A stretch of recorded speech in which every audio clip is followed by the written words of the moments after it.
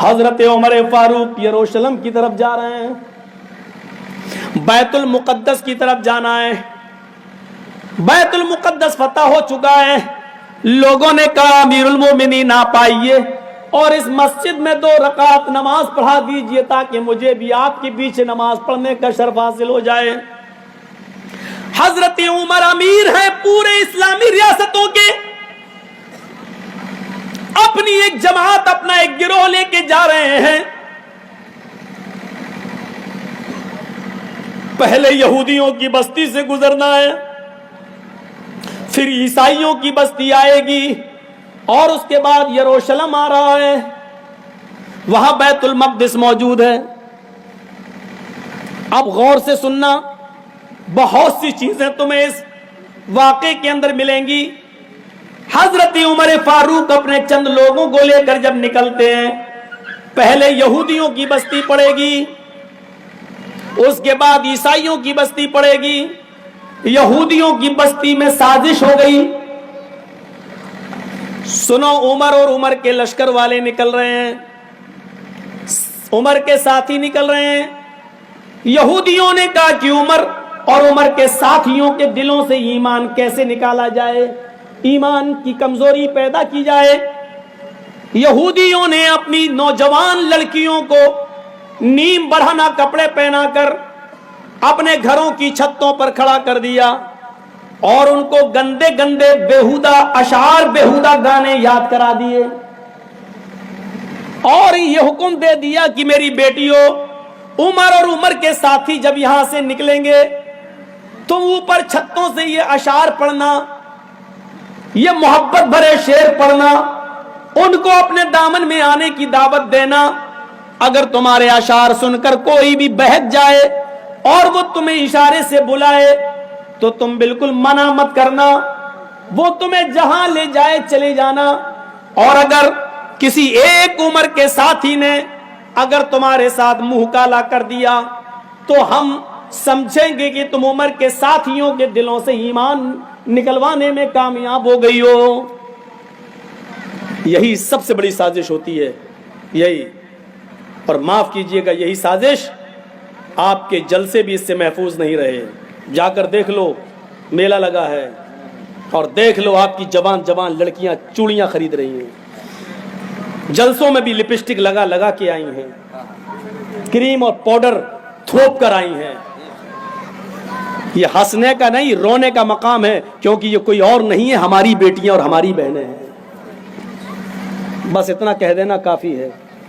آگے چلیے، حضرت عمر فاروق کے ایک جاسوس نے خبر دی امیر المومنین یہ پلاننگ ہو چکی ہے، آپ راستہ بدل دیجیے۔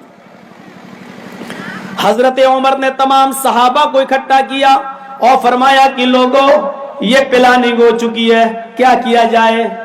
سارے ساتھی کہنے لگے کہ راستہ بدل دو۔ حضرت عمر نے کہا نہیں، راستہ نہیں بدلوں گا، وہ ہمارے دلوں سے ایمان نکالنا چاہتے ہیں، ہم انہیں اپنی ایمان کی مضبوطی دکھانا چاہتے ہیں۔ سبحان اللہ، سبحان اللہ۔ اب ہم اسی راستے سے گزریں گے۔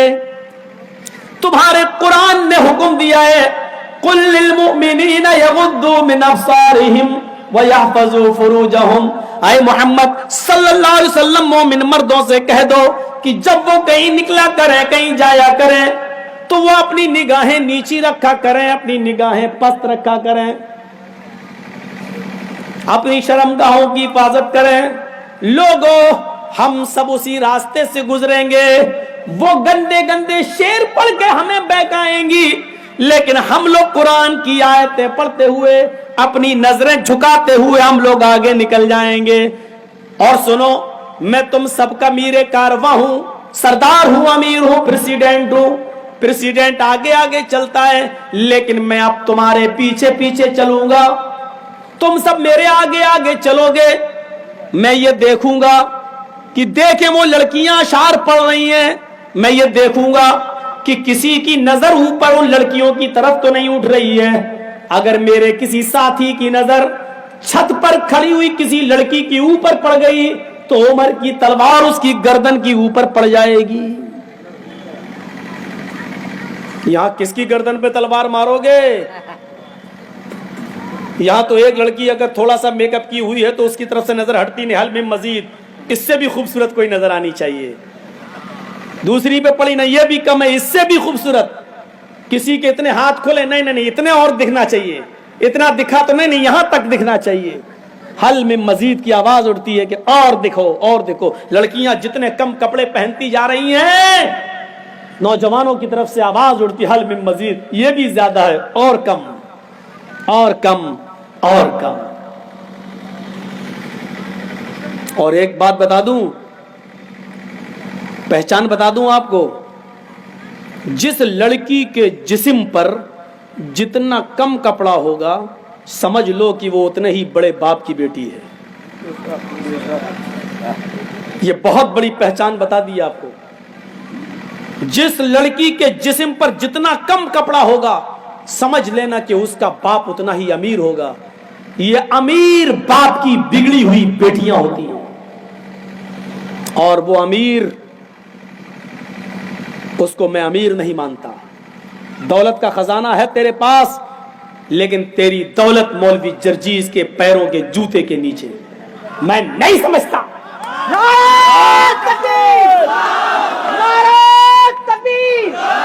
مولانا جرجیز انصاری صاحب، تو سب سے بڑا پھٹیچر باپ ہے، تو دنیا کا سب سے کنجوس باپ ہے جو اپنی بیٹی کو 5 میٹر کپڑا نہیں دے سکتا ہے.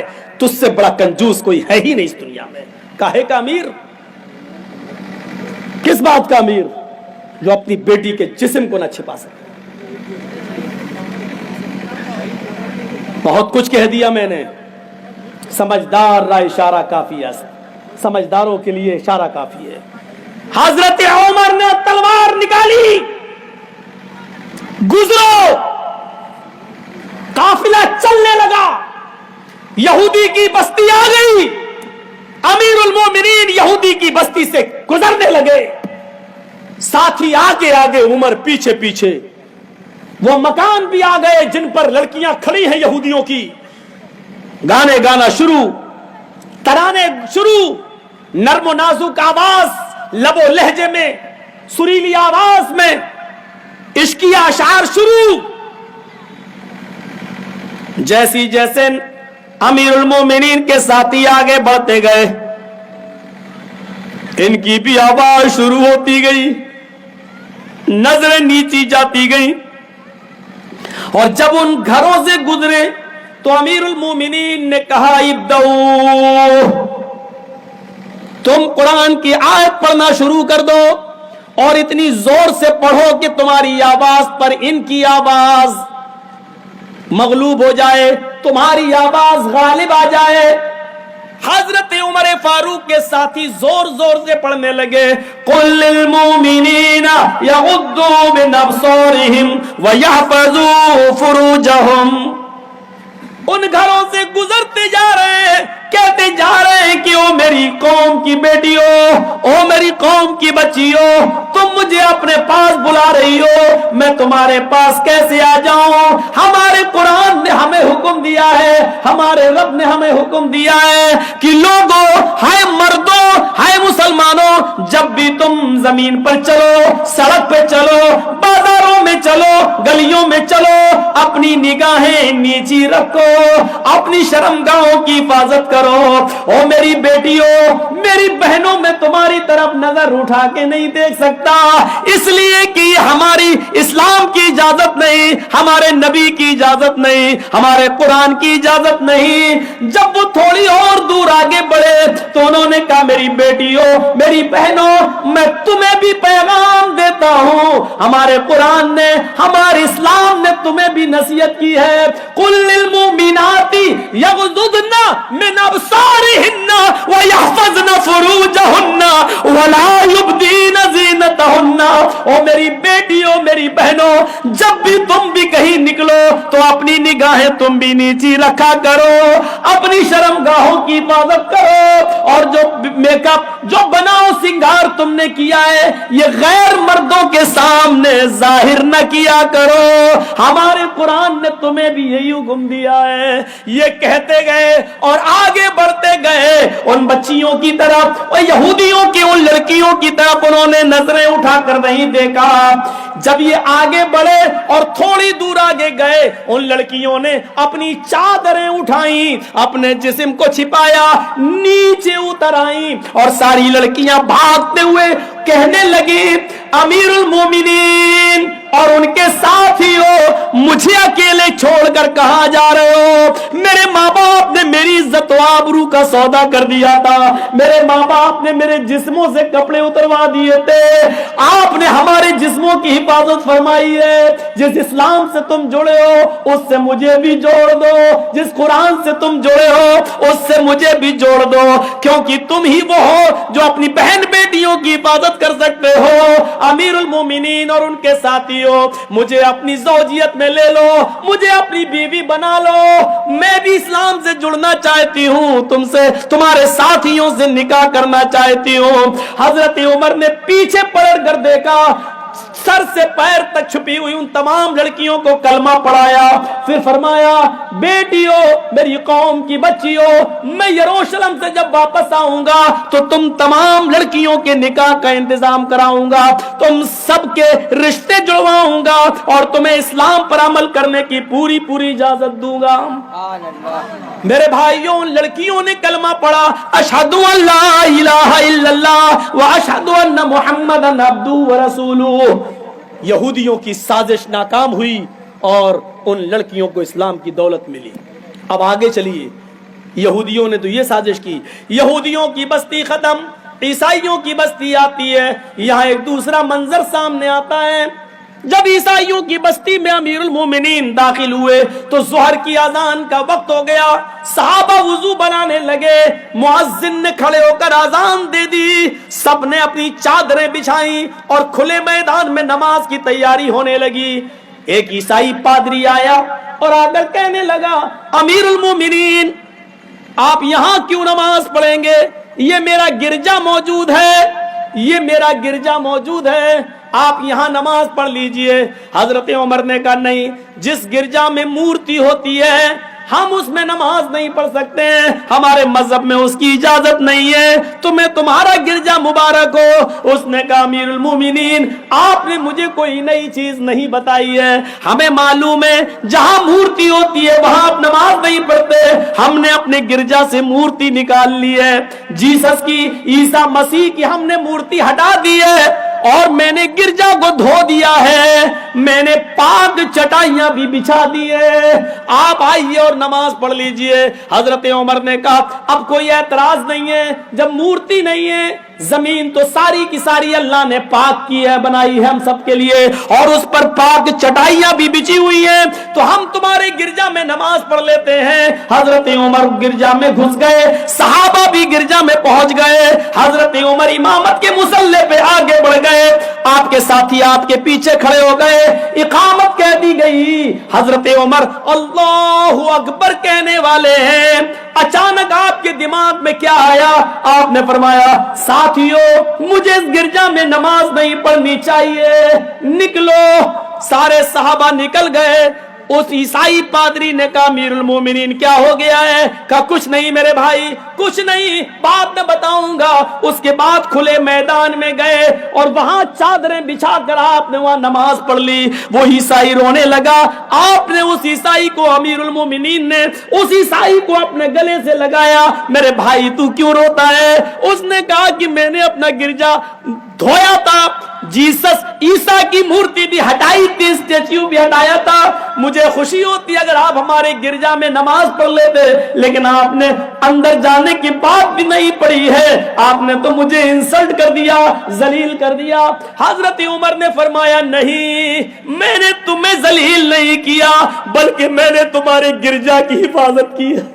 میں نے تمہاری گرجا کی حفاظت کی ہے کیونکہ میں امیر المومنین ہوں. مجھے یہ ڈر لگا اگر آج میں نے کہیں تمہاری گرجا میں نماز پڑھ دی تو میرے انتقال کے بعد میں آنے والے مسلمان کہیں تمہارے گرجا پر مندر مسجد ہونے کا دعویٰ نہ کر دیں, کہیں یہ نہ کہیں کہ اس میں عمر نے نماز پڑھی تھی, یہ پہلے مسجد تھی, تمہاری گرجا کو کوئی گرا نہ دے. تمہیں بھی اپنے مذہب کے مطابق عبادت کرنے کا پورا حق ہے. اگر تمہارا گرجا گرایا گیا اور اس جگہ پر اگر مسجد بنائی گئی تو اس سے بڑا کالا دن ہمارے لیے کوئی نہیں ہوگا. ہم نے تمہارے عزت کو دھویا نہیں, ہم نے تمہیں ذلیل نہیں کیا بلکہ تمہارے گرجا کی حفاظت کی ہے کیونکہ میں اس شہر کا پورے عرب کا میں امیر المومنین ہوں. اس لیے میری ذمہ داری ہے کہ اقلیتوں کے اور جن کی سنکھیا کم ہے ان کی عبادت گاہوں کی حفاظت میں کروں. نعرہ تکبیر, عظمت صحابہ, عظمت مصطفیٰ, نعرہ تکبیر. یہ اسلام نے سکھایا ہے, یہ عمر فاروق نے ہمیں بتایا ہے. اور مسلمانوں, میرا خطاب آج تم سے ہے. حضرت عمر کی اسی تعلیم کے مطابق میں تم سے گزارش کرتا ہوں, یہ چیز انڈیا ٹی وی والے نہیں دکھائیں گے, آپ کو یوٹیوب پہ ڈال کر عام کرنا ہے کہ جس بستی میں تمہاری تعداد زیادہ ہو اور تمہاری بستی میں ہندو بھائی کم ہو, سکھ بھائی کم ہو, جینی بھائی کم ہو, تو سنو, ہندوؤں کے مندر, جینیوں کے مندر, سکھوں کے گردوارے کی حفاظت کی ذمہ داری ہندوؤں سے زیادہ, سکھوں سے زیادہ, جینیوں سے زیادہ تمہارے اوپر عائد ہوتی ہے. تمہارے اوپر اس کی حفاظت کی ذمہ داری عائد ہوتی ہے. تمہیں سکھوں سے زیادہ ان کے گردواروں کی حفاظت کرنا ہے, ہندو کے مندر کی حفاظت تمہیں ہندوؤں سے زیادہ اس مندر کی حفاظت کرنا ہے. جو ہوا ہے وہ ایک جانوریت تھی. دلی کے اندر کسی عبادت گاہ کو جلایا گیا, گرایا گیا, توڑا گیا, وہ حیوانیت تھی. ان کا تعلق نہ ہندو دھرم سے ہے, ان کا تعلق نہ مسلمان سے ہے, ان کا تعلق جانوروں سے ہے, حیوانیت سے ہے, دیش کے دشمنی سے ہے. اگر ان کے اندر انسانیت ہوتی تو کسی عبادت گاہ کو نہیں گراتے. بے شک بے شک بے شک. آپ سے میری گزارش ہے کہ حضرت عمر فاروق کے اس کارنامے کو یاد رکھنا کیونکہ تمہارے نبی کی یہی شکشا ہے, تمہارے اسلام کی یہی دعوت ہے. میرے بھائیوں, اب سنیے آگے والی بات. بڑی گرم ہے چائے, کوئی بات نہیں, گرم اس لیے لائی گئی تاکہ